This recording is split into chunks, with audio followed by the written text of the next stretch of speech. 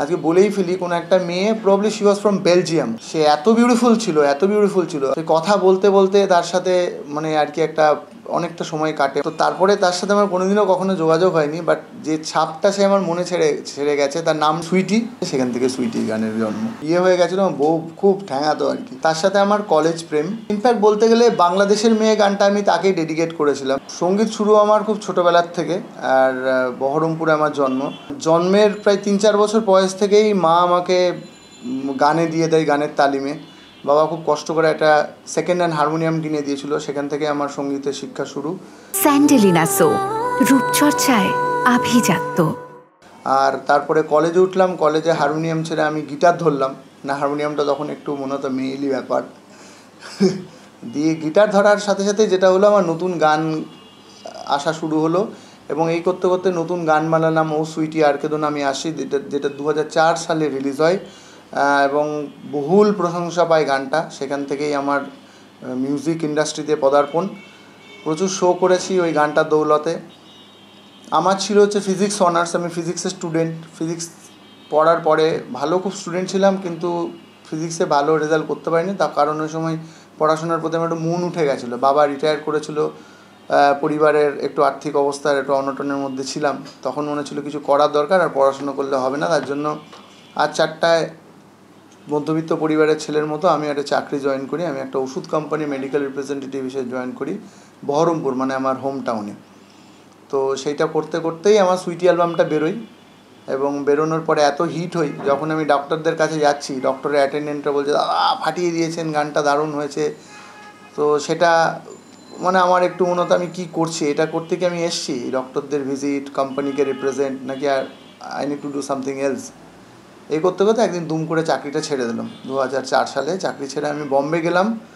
বম্বে ওয়ার্ল্ডটা completely different. আমার কি কাজ করেছি, কি ক্যাসেট বেরিয়েছে, কি হিট, ওরা কিচ্ছু চেনে না। বম্বেতে যেখানে তোমাকে পুরো জিরো থেকে শুরু করতে হবে। তো বম্বের ডেজ আমার জন্য খুব টাফ ছিল, কারণ আমি একটা খুব ভালো চাকরি ছেড়ে, ভালো একটা ফ্যামিলি লাইফ ছেড়ে, মা বাবার কাছের আদর আপ্যায়ন ছেড়ে বম্বে গিয়ে একটা রুমের মধ্যে, তো সেইগুলো না আমার খুব একটা পছন্দ হচ্ছিলো না। মানে আমি আস্তে আস্তে কেমন মানসিকভাবে বিধ্বস্ত হয়ে যাচ্ছিলাম। তো একদিন চলে এলাম দুম করে ফিরে বহরমপুর থেকে রিটার্ন ব্যাক টু কলকাতায় এসে ধীরে ধীরে কাজকর্ম করতে করতে, আমি আর ডিটেল যাচ্ছি না, প্রথম ছবি আমি পাই শতাব্দী রায়, মাননীয় সাংসদ, আমার খুব সম্মানীয় একজন দিদি, আমার মায়ের মতো। উনি আমার গডমাদার ইন্ডাস্ট্রিতে, যিনি আমাকে ডেকে প্রথম ফিল্মটা দিয়েছিলেন। ছবির নাম ছিল ফ্রেন্ড, যে ছবিতে একটা গান তোমায় ভেবে জাগা জাগা রাত অনেক হিট হয়, জুবিন গার্গ আর মোনালি ঠাকুর গায়। তারপরেই পথ চলা শুরু সিনেমার জগতে। সুইটি আর কি ছোটোবেলার কিছু মানে থাকে না, যে আমাদের ছোটোবেলাটা খুব কনফিউজিং হয়, মানে আমরা বুঝতে পারিনি যে কোনটা রিয়েল, কোনো আনরিয়াল। তো অনেক সময় কোনো আনরিয়াল জিনিসও আর কি কোনো খুব ভালো অনুভূতি দিয়ে যায়, সেটা হয়তো পার্মানেন্টলি থেকে যায়। সুইটি এরকমই কোনো একজন, আমরা বন্ধুরা মিলে নচিকেতার প্রোগ্রাম করেছিলাম 2000 প্রবাবলি 1998 কি 99।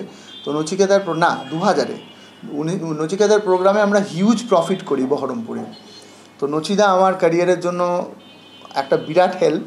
নচিদার প্রোগ্রামে যে লাভ করেছিলেন, সেই লাভের টাকায় আমরা গেছিলাম গ্যাংটকে বেড়াতে। গ্যাংটকে গিয়ে আজকে বলেই ফেলি, কোনো একটা মেয়ে, probably she was from Belgium, ও তার বয়ফ্রেন্ডের সাথে এসেছিলো। সে এত বিউটিফুল ছিল, আর আমি আমাদের গ্রুপের মধ্যে আমি একটু ড্যাশি পুষি ছিলাম, তো আর ইংরেজিও বলতে পারতাম। তো বন্ধুরা আমাকেই পুশ করে কথা বলবে না। তো কথা বলতে বলতে তার সাথে মানে আর কি একটা অনেকটা সময় কাটে, মানে তার বয়ফ্রেন্ডও দেখলাম খুব ইজিলি ব্যাপারটা নিচ্ছে। তো এই গল্পগুজব করতে করতে ছবি টবি তুলি। তো যাওয়ার সময় দেখলাম ও যেন মনে হচ্ছে ওরও কোথাও একটু মনে কষ্ট হচ্ছে যে বিদায় হচ্ছে, ও চলে যাবে বেলজিয়াম, আমাকে আবার ইন্ডিয়ায় আমি থাকবো। তো তারপরে তার সাথে আমার কোনোদিনও কখনো যোগাযোগ হয়নি, বাট যে ছাপটা সে আমার মনে ছেড়ে গেছে, তার নামটাও আমার মনে নেই এখন, বা খুব কঠিন নাম ছিল হয়তো। তো তাকে সুইটি একটা ইমাজিনেশন, সুইটি একটা মানে মিষ্টি কল্পনা, মিষ্টি স্মৃতির নাম, যেটা আমার মনে রয়ে গেছে। সেখান থেকে সুইটি গানের জন্ম। না, আমি একদম করিনি, কারণ হচ্ছে তাহলে আমার বিয়ে হয়ে গেছিলো, বউ খুব ঠ্যাঙাতো আর কি। আমি ইন্টারভিউটা দেখলেও হয়তো সে আমাকে বলবে, সে জানে ব্যাপারটা। তার সাথে আমার কলেজ প্রেম, সে আমার জীবনে একটা বড় ব্লেসিংস।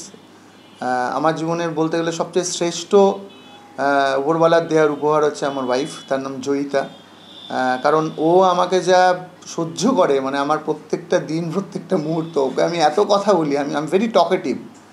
আমি যাদেরকে পছন্দ তাদের সাথে অনর্গল কথা বলে যেতে পারি এবং বোঝানোর চেষ্টা করি তাদেরকে এবং ম্যানিপুলেট করার চেষ্টা করি, যেটা থাকে একটা আর্টিস্টের। মানে আর্টিস্টও সবসময় চাই কি যে তার সৃষ্টি করা জিনিস যেন গোটা পৃথিবী মুগ্ধ হয়ে শোনে। তো সেরকম আমারও সেই স্বভাবটা রয়েছে প্রত্যেকটা আর্টিস্টের মতো।